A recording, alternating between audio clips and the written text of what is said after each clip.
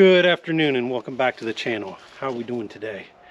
So last night we had, I don't know how your area was, we had real heavy winds and some pretty heavy downpours, and it got really cold here. Luckily everything that I put in that little greenhouse the other day, it did look like it made it. However, the plastic looks like it got a little damaged there. I'm going to have to do the staples didn't hold the plastic down so well. So I'm going to have to reinforce my attachments there a little bit. But other than that, just wanted to let you know it did pretty good there. So today's hay day. Going over to pick up hopefully the last load of hay for the year. Our normal producer has ran out of hay. I don't know how the situation in your area is, but with the droughts around the country, there's a lot of people that are having a lot of trouble trying to get hay. We were pretty lucky that this guy here, we haven't bought hay off him in a couple of years. We've been using a couple other people that were a little bit closer, and they all are out of hay. So we gave him a call and he said, yeah, he has another load if I want to get it. We are debating on that now. Is the fact is that whether we should run over and get another load of hay, and just trying to figure out where the best place to store it is over the summer, to make sure that I don't want to buy the hay and then store it all summer and then find out that come fall that it got wet and it's all rotten and moldy and it's useless.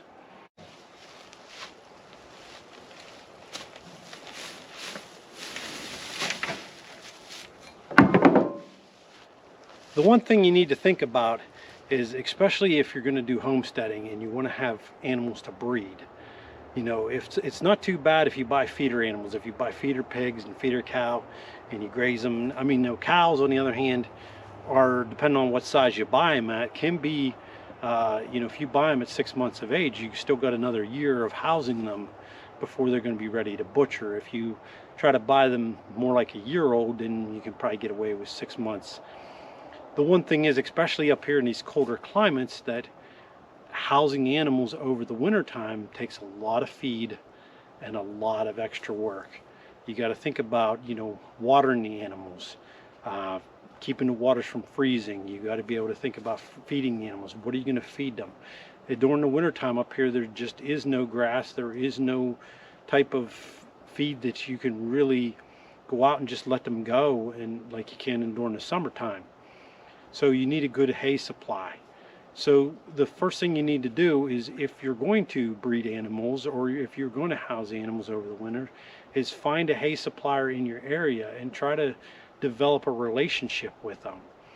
Now, some of the things that you need to think about is, you don't just want to go out and buy hay and not know what you're getting, because there is chemicals that they do spray on the hay fields that can stay in the hay, and you can actually feed the cow through it, and it will actually pass through the cow and into the manure.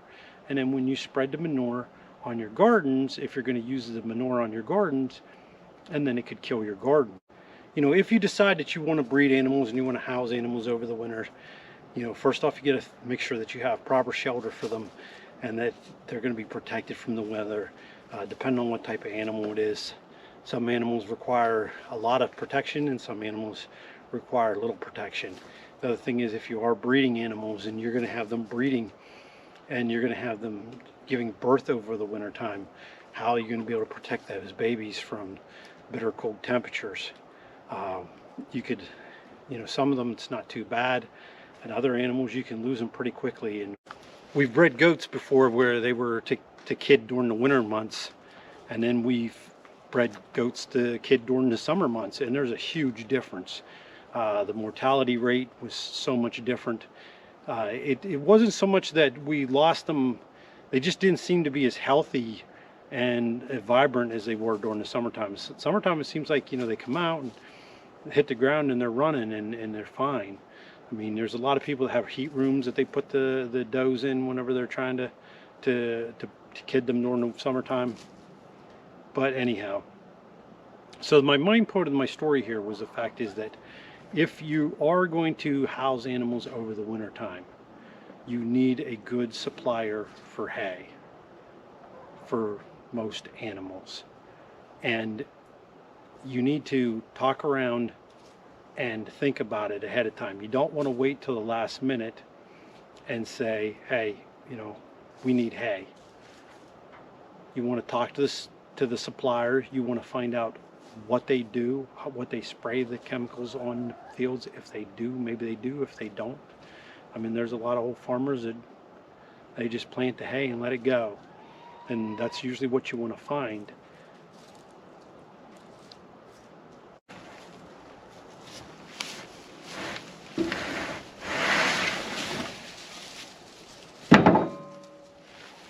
Just remember, you get what you pay for. So if you think you got a bargain and you're buying cheap hay, and then you find out that it's junk quality, and then you have to buy a lot of grain to supplement the cows or the goats or the sheep, did you save money in the long run? Sometimes that bargain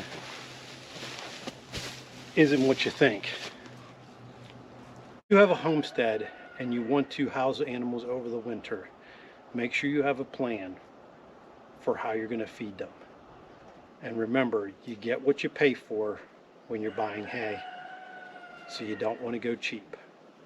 All right, I got to get this truck unloaded, and then it's going to be about time for starting the evening chores. So thanks for stopping by the homestead, and I'll see you on the next one.